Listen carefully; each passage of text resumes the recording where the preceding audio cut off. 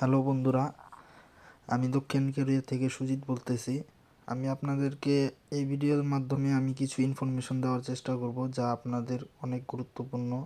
এই গুরুত্বপূর্ণ তথ্যগুলো পাওয়ার জন্য আমার এই ভিডিওটা দেখুন সম্পূর্ণভাবে। আপনাকে জানতে হইব না ফোন দিয়া যে ভাই কেমনি কী করুম, কী করব, কী কী জিনিস নিয়ে আসতে হবে এবং কী কী কাগজপত্র, কী কী ডকুমেন্ট নিয়ে উঠতে হবে সেগুলো আমি সব ডিটেলসে বলে দেব।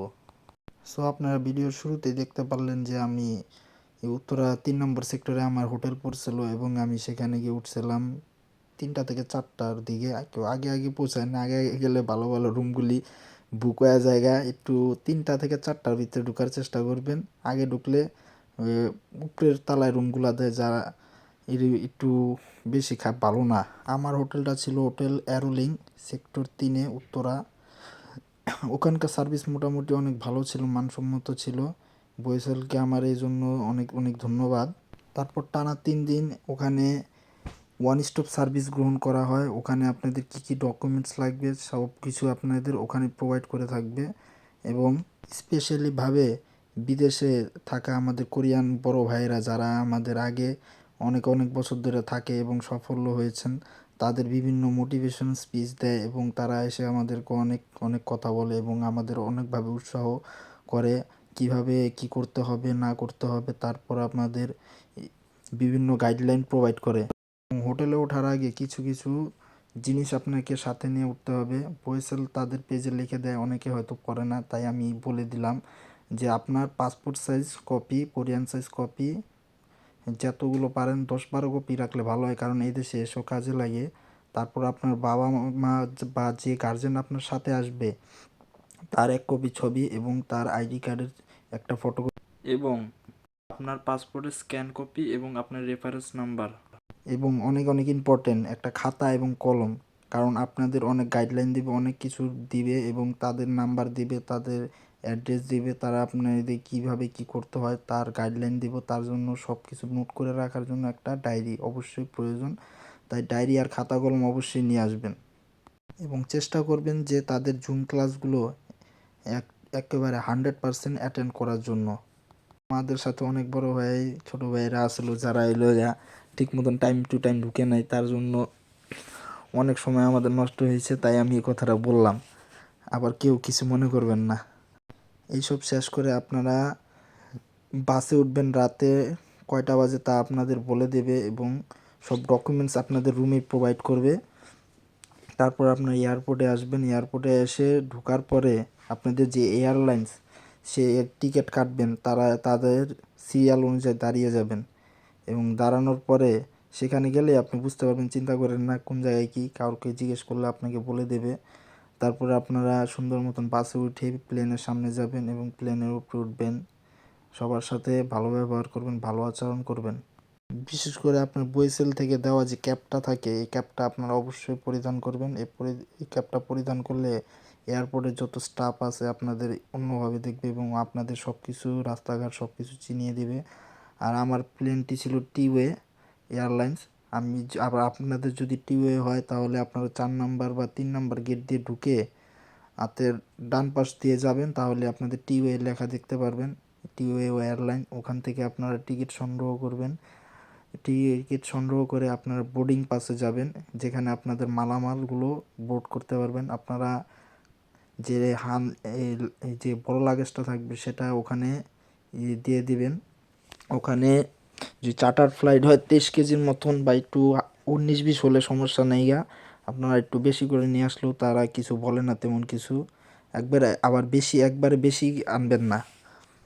আপনারা কাঁধের ব্যাগ অথবা ছোট হ্যান্ড ট্রলি 20 ইঞ্চির আনতে পারবেন। ওটার ভিতরে আপনি মোটামুটি 10 থেকে 11 কেজি আনতে পারেন, ওটাতে কোনো সমস্যা হয় না। আমার ক্ষেত্রে সমস্যা হয় না, আমার কাঁধের ব্যাগে আমি মোটামুটি 10-11 কেজির মতন মালামাল নিয়ে এসেছিলাম। কিন্তু সাইজটার দিকে একটু লক্ষ্য করবেন, কারণ সাইজ যদি বড় হয় তাহলে আপনার প্লেনের ভিতরে জায়গা হয় না, তাই অনেক সময় একটু ঝামেলা করতে পারে। তাই এদিক থেকে আপনি একটু সতর্ক থাকবেন এবং লাগেজে কি আনা যাবে না আনা যাবে তা তো বয়েসেল আপনাদেরকে জানিয়ে দেবে। তারপর আমি কিছু জিনিস বলে দেই।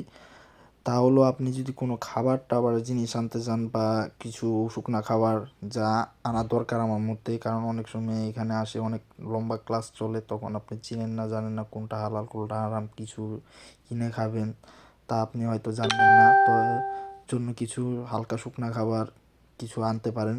তা অবশ্যই আপনাদের যে বড় লাগেজটা থাকবে সেটার ভিতরে রাখতে হবে, ছোট লাগেজে আনলে কিন্তু হবে না। আপনারা ওটা চেক করবে এবং খুলে দেখতে পারে, তখন যদি খাদ্যদ্রব্য কিছু পাওয়া যায় মশলা টশলা তাহলে সেটা রেখে দেবেন। যদি কিছু আনেন খাবার টাবারের জিনিস তাহলে আপনি অবশ্যই বড় লাগেজে রাখতে হবে, যেটা বুকিংয়ে থাকবে। প্লেন থেকে নামার পর এবং কোরিয়া আসার পর আপনাদের পাসপোর্ট এবং আপনাদের একটা কিউ কার্ড থাকবে, কিউ কোড, একটা স্ক্যান টাইপ, সেটা আপনাকে বয়েসেলের ওয়ান স্টপ সার্ভিসের ওখান থেকেই পেয়ে যাবেন আপনারা। ওটা হাতে নিয়ে ইমিগ্রেশন করবেন কোরিয়াতে, আপনাদের কিছু করা লাগবে না, শুধু সিরিয়ালে দাঁড়াবেন এবং তাদের কাছে দিবেন। আপনাদেরকে কোনো প্রশ্ন জিজ্ঞেস করবে না, কিছু করবে না, আপনারা বয়েসেলের ক্যাপটা পরিধান করে থাকবেন। তারপরে এয়ারপোর্ট থেকে ইমিগ্রেশন করার পরে আপনারা সবাই সিরিয়াল অনুযায়ী দাঁড়াবেন। আমাদের কোরিয়াতে আমাদের যে স্যার আছে তারা আমাদেরকে নিয়ে যাবেন এবং বাসে করে আমাদের কেবিজে নিয়ে যাবেন। কেবিজে যাওয়ার পরে আপনাদের 3 দিনের একটা ট্রেনিং থাকবে, সেখানে আপনাদের মেডিকেল হবে এবং অন্যান্য সামগ্রী সবে পরিচয় চলবে এবং বিভিন্ন সুযোগ সুবিধা আপনারা পেয়ে থাকবেন। ওখান থেকে আপনাদের ব্যাংকের অ্যাকাউন্টের কার্ডটা তৈরি করে দেবে এবং আপনারা সবাই 50,000 ওন করে সাথে রাখবেন, যেটা আপনাদের ব্যাংকে ডিপোজিট হয়ে যাবে এবং আপনাদের ব্যাংক কার্ড দিয়ে থাকবে। এবং বিভিন্ন ফর্ম যা হইল গিয়া বিমা, আপনাদের বিমা সব কিছু তৈরি করে দেবে।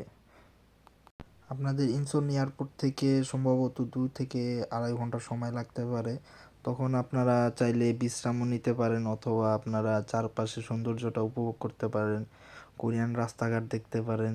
আমরা ইনচন এয়ারপোর্ট থেকে আমরা কেবিজে যাইতেছি, একটা সুন্দর একটা ব্রিজ দেখতে পারবেন।